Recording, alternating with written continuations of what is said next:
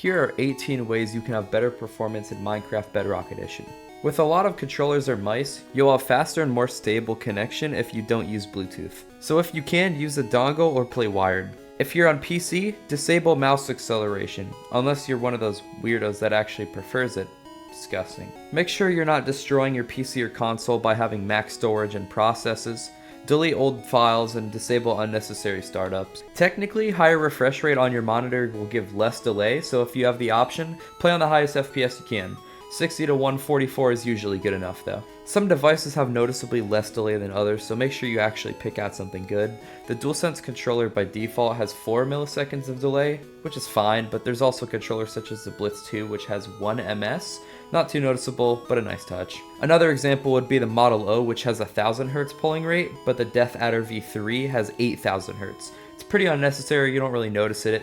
From experience, it's usually not a good idea to overclock your monitor or PC's performance, plus it's not even really necessary if you actually take care of your PC. I'm not going to go over the specifics, but every console has settings you can change for less input delay, so look up some guides for the console you play on.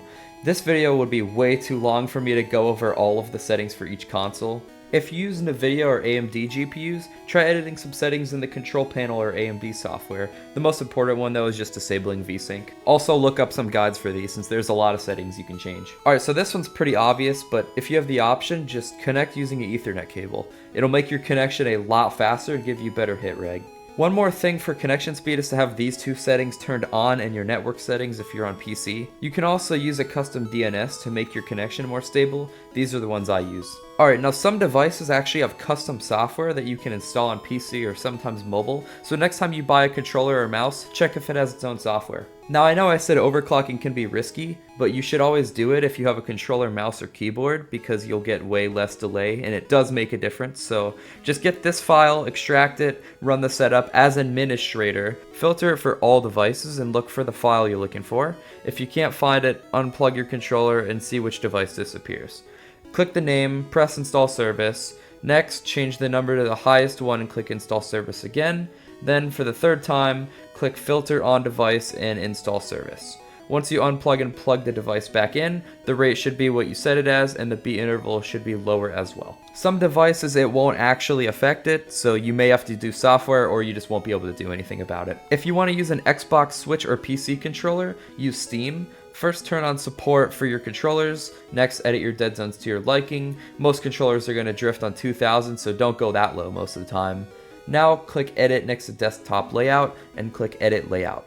You can change a lot of settings here, but all we're going to do is click the setting icon for right joystick behavior. So since Minecraft doesn't actually let you edit the dead zones on controller, you can make it think it's a mouse instead.